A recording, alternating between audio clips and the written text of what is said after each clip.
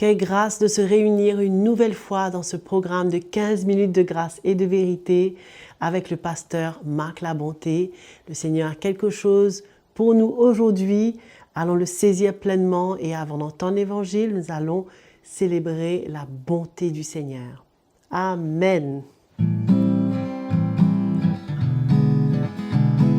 Dieu est bon, nous voulons le chanter, Dieu est bon, le célébrer, Dieu est bon, nous voulons le crier, Dieu est bon, oui c'est bien vrai.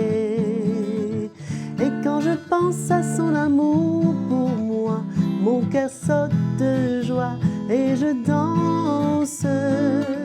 Et dans mon cœur il y a la place pour moi et je cours les bras grands ouverts.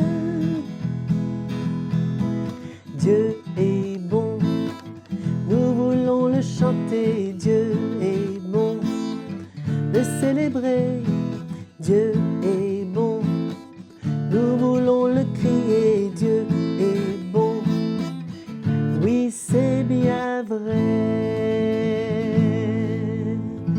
Alléluia, que le Seigneur vous bénisse alors que nous entendons la parole de Dieu. Bonjour à tous, bienvenue dans notre nouvelle saison de 15 minutes de grâce et de vérité. Joël, merci encore. Quand nous chantons les louanges du Seigneur, nous manifestons notre reconnaissance et notre adoration pour Jésus. Je voudrais encore vous partager au sujet de la repentance. La fois dernière, on a parlé combien c'est essentiel, c'est nécessaire, qu'on ne peut pas voir le royaume de Dieu ou entrer dans le royaume de Dieu sans repentance.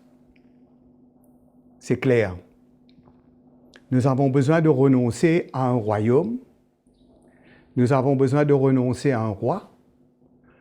Nous avons besoin de renoncer à ce style de vie que lorsque nous étions dans le royaume de ce monde, dans le royaume des ténèbres, lorsque nous étions sous l'autorité du diable, lorsqu'il contrôlait nos vies et que nous accomplissions, comme Jésus disait dans l'évangile de Jean, il a dit aux pharisiens, vous avez pour père le diable et vous voulez accomplir les désirs de votre père. Nous voyons que quand on est sans le Seigneur, quand on est dans le monde, quand on n'est pas sous la seigneurie de Jésus, quand on n'a pas accepté de nous repentir, on ne peut pas être sauvé. On ne peut pas être délivré. Et je crois que c'est important aujourd'hui parce que il y a un évangile qui ne confond pas le péché dans nos vies.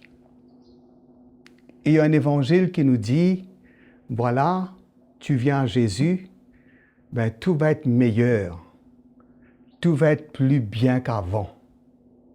Et quand tu viens à Jésus, tu auras ce que tu as besoin.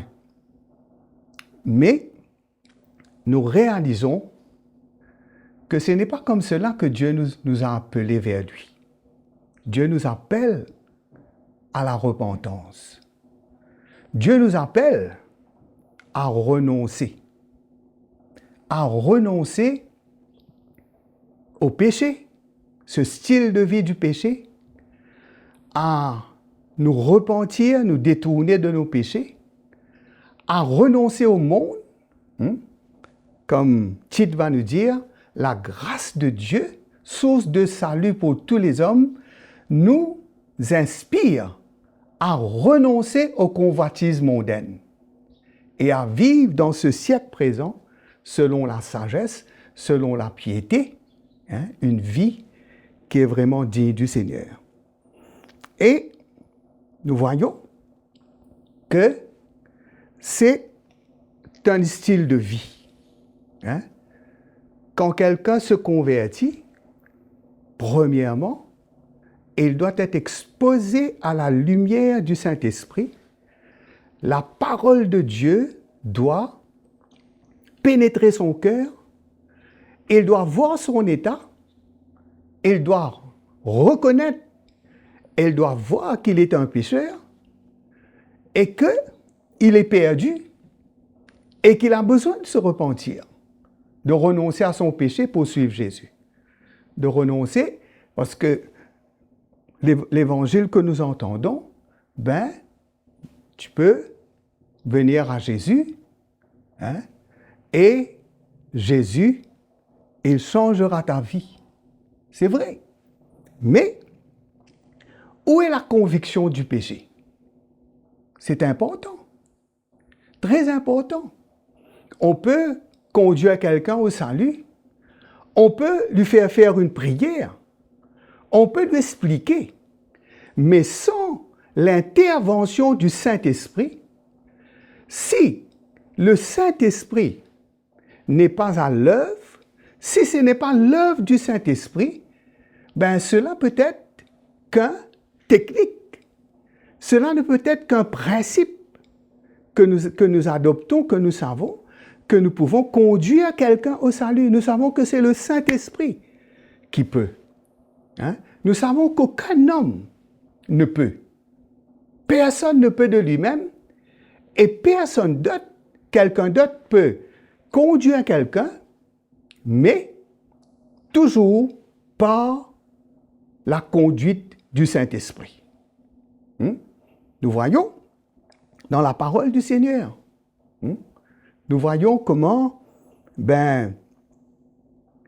Philippe a conduit et a été conduit par Dieu et comment il est venu au bon moment, comment il a trouvé cet homme, son cœur était préparé et comment il a cru lorsque Philippe lui a expliqué les Écritures, lui a dit que Jésus est mort pour lui, pour le détourner de ses péchés, pour le sauver.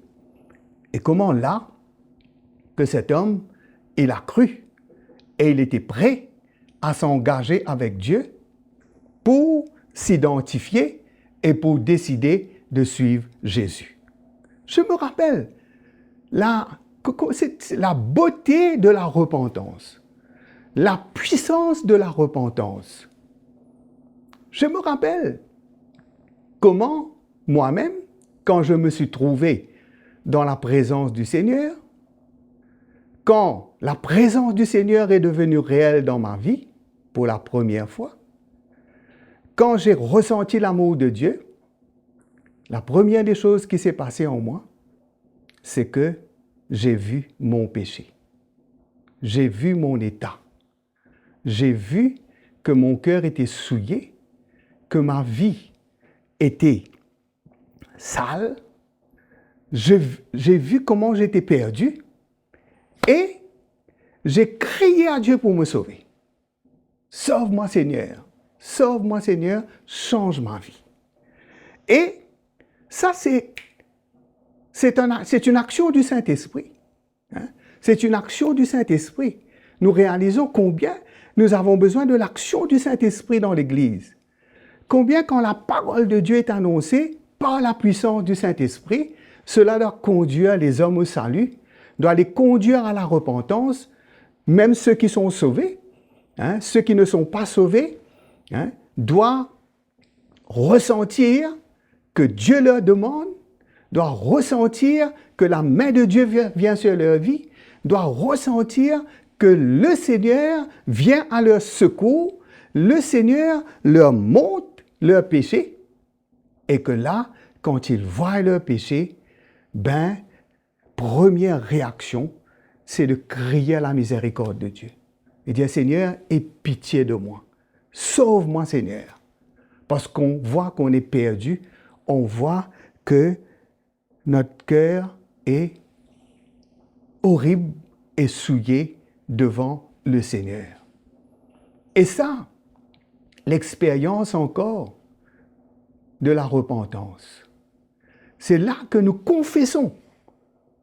Nous confessons que nous sommes un pécheur.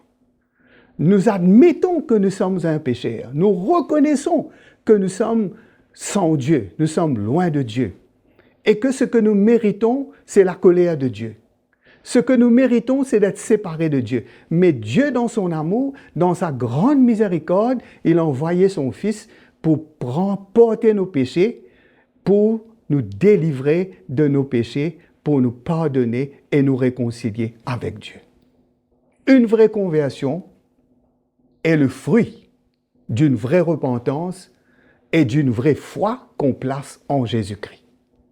Il ne peut pas y avoir de conversion.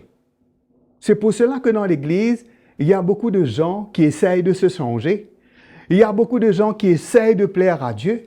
Il y a beaucoup de gens qui sont dans l'Église, mais qui luttent, souvent, et qui n'arrivent pas.